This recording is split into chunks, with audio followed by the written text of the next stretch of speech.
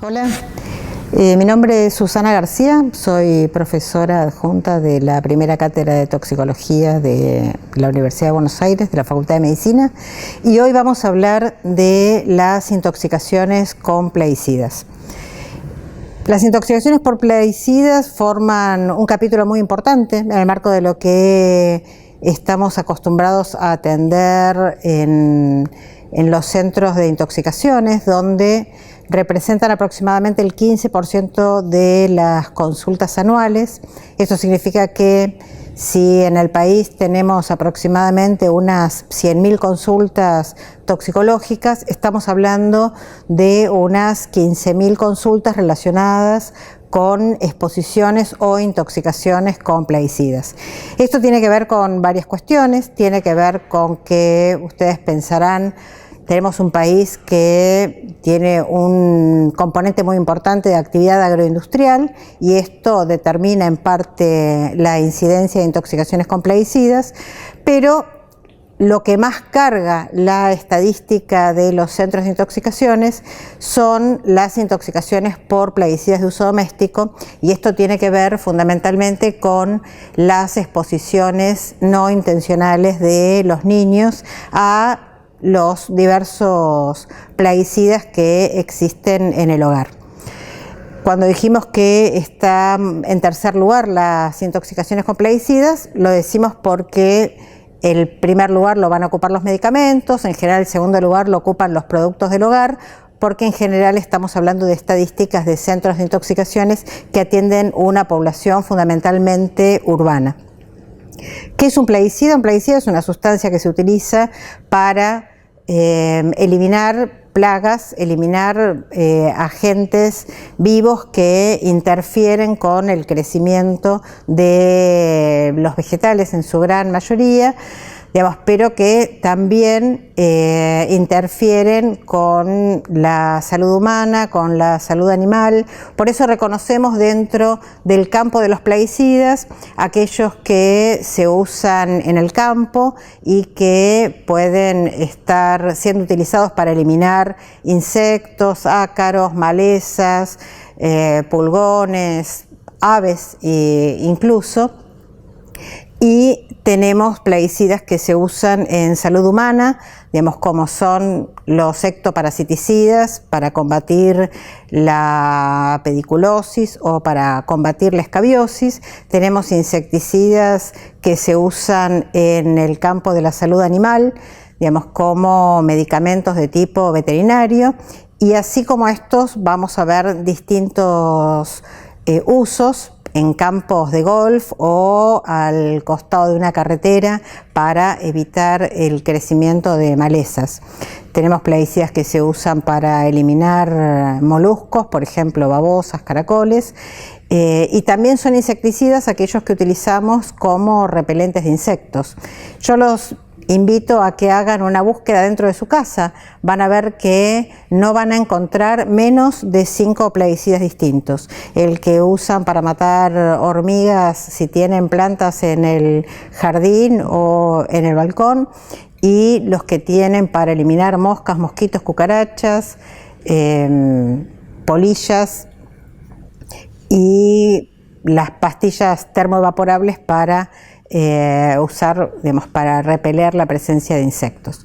Entonces, estamos hablando de un amplio universo de muchas sustancias activas que están registradas como plaguicidas, que en el país se registran en el Servicio Nacional de Sanidad y Calidad Agroalimentaria, aquellos que tienen que ver con el uso en el jardín o también en el campo o también en la ganadería, y tenemos los plaguicidas de uso doméstico o de uso medicamentoso que se inscriben en el Ministerio de Salud de la Nación por ahora, porque se está hablando de que va a pasar el registro de productos de uso doméstico también a la órbita del Servicio Nacional de Sanidad y Calidad Agroalimentaria. Esta diferencia de quién registra los plaguicidas también tiene que ver con la manera en que se clasifican por su toxicidad y con la información que hay en las etiquetas. Ustedes pueden ver en la góndola de cualquier supermercado los dos tipos de plaguicidas. Van a ver algunos que tienen en la etiqueta una banda de color al pie de la etiqueta. Esa banda de color puede ser roja, amarilla, azul, verde. O van a ver que algunos, digamos, los matamoscas y mosquitos en aerosol que se ven en la misma góndola del supermercado no van a tener esta banda de color. La banda de color se instala para aquellos plaguicidas que se registran para uso agrícola o uso de la línea jardín. ¿Y cuál es la importancia de esta banda de color? La banda de color se fija en función de la toxicidad aguda del plaguicida. Yo hablé de la góndola del supermercado y en realidad nunca debería haber en la góndola de un supermercado un plaguicida que tenga una banda roja o una banda amarilla. ¿Por qué? Porque la banda roja nos está indicando que el producto es extremadamente peligroso o altamente peligroso. Esto significa que tiene una dosis letal 50 pequeña, o sea que con una pequeña dosis puede llegar a producir la muerte de un mamífero. Y entonces, si tenemos plaguicidas que tienen una dosis letal 50 inferior a 50 miligramos por kilo, eso significa que el plaguicida va a llevar una banda roja y esto está restringido a un uso profesional, se debería vender solamente bajo una receta agronómica y está restringido a personas que usan equipos de protección personal adecuados y están entrenadas para un uso responsable y lo más seguro posible del producto. El plaguicida de uso de banda amarilla es un plaguicida que se considera moderadamente peligroso y tampoco está aprobado su uso para el público en general. No se va a poder vender en una góndola de un supermercado o en una ferretería y solamente están autorizados para venta en lugares de acceso público los plaguicidas que tienen una banda azul o una banda verde, que son aquellos que tienen una dosis letal 50 más alta.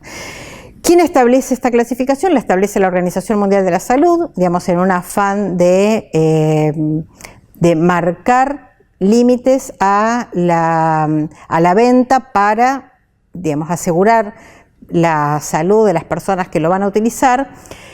Como decimos, están muy definidos por la toxicidad aguda, el indicador es la dosis letal 50 y no toma en cuenta algunos otros efectos crónicos de la exposición cuando ésta se da a dosis bajas durante largo tiempo. Entonces decíamos que la gran cantidad de plaguicidas que se usan determina que sean relativamente frecuentes estas intoxicaciones y algunas de ellas que sean bastante graves. Muchos de los pacientes intoxicados con plaguicidas pueden llegar a una terapia intensiva, no necesariamente con una intoxicación de tipo suicida. Las intoxicaciones suicidas en general están determinadas por una exposición a una cantidad importante del plaguicida. La persona que realmente intenta autoeliminarse va a consumir una cantidad importante de cualquier plaguicida, pero también tenemos que exposiciones laborales, exposiciones alimentarias, exposiciones ambientales, digamos, en ciertas condiciones pueden llevar a un paciente a una terapia intensiva. ¿Por qué es importante que estudiemos las intoxicaciones con plaguicidas? Porque muchas de estas, no la mayoría, tienen un tratamiento específico del que va a depender que el paciente sobreviva y tenga la menor cantidad de secuelas posibles. Por eso van a tener una clase en particular sobre órganos fosforados y carbamatos, que tienen herramientas de diagnóstico y de tratamiento específicas. Digamos, la sobrevida y la evolución de un paciente intoxicado por un insecticida, carbamato o órgano fosforado depende mucho de que se le administre el tratamiento adecuado de forma oportuna. Lo mismo con otros plaguicidas. Algunos plaguicidas tienen características particulares de persistencia, por ejemplo, aquellos que tienen altas concentraciones de cloro en su molécula y han ido prohibiéndose a lo largo de los años, fundamentalmente a partir de principios de la década del 90. Ha habido convenios internacionales que han obligado a los países a reducir su uso y finalmente prohibirlos. Y los vamos a ver también en el capítulo de las intoxicaciones por organoclorados. Otro capítulo importante es el de los herbicidas, habida cuenta que nuestro modelo productivo actual de organismos genéticamente modificados, básicamente lo que se llama el paquete tecnológico de producción de soja, obliga a la utilización de altos volúmenes de glifosato, y también vamos a hablar de estos herbicidas. También vamos a hablar del 2,4-D, digamos un herbicida del grupo de los fenoxiácidos, que tienen la particularidad que mejora mucho la excreción con la alcalinización de la orina, como ya vimos para la aspirina o como ya vimos para el fenobarbital, y esto también le asegura un motivo importante de preocupación que nos orienta al estudio. Bueno, en la presentación que acompaña este video, ustedes van a tener un detalle bastante importante de distintos efectos sobre la salud que producen distintos plaguicidas de distintos grupos químicos.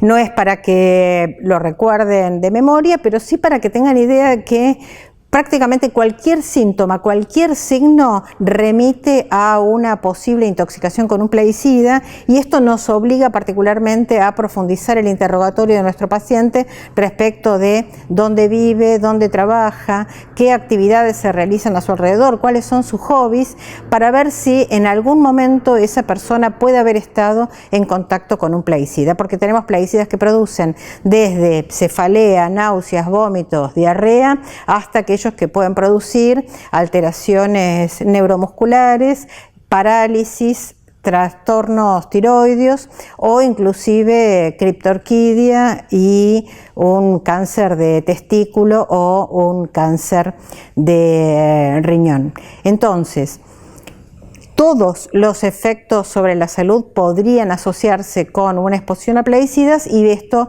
va a depender que encontremos el vínculo y que encontremos una nota de laboratorio que nos certifique el diagnóstico, dependerá mucho de nuestra capacidad de interrogar, de pedir etiquetas, de buscar fuentes posibles de exposición a esos plaguicidas.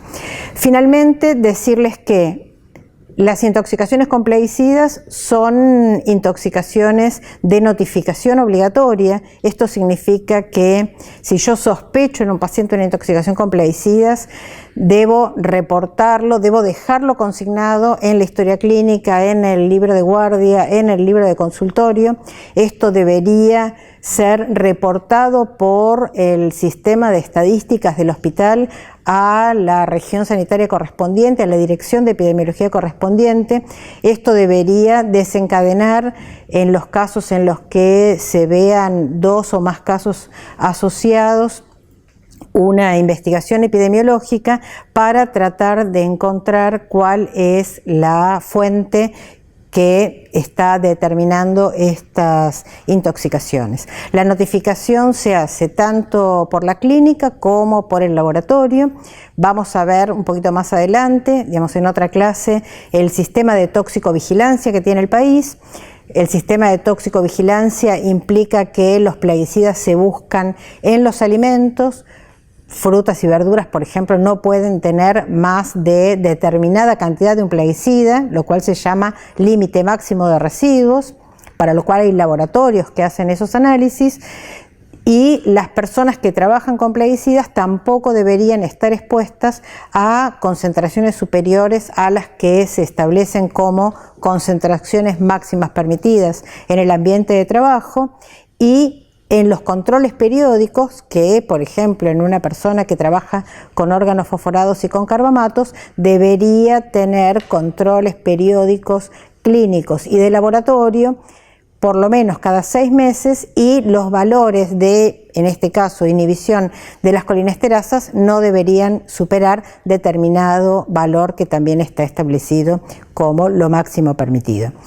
¿Y esto por qué? Porque uno tiene que poder asegurar que las personas trabajen y desarrollen sus actividades, cuando lo hacen con productos tan peligrosos como son los plaguicidas, de una manera de proteger no solamente su salud, sino también el ambiente, también el ambiente de sus familias, no llevando estos plaguicidas al hogar. Bueno, con esto damos por terminada la clase de hoy. Gracias.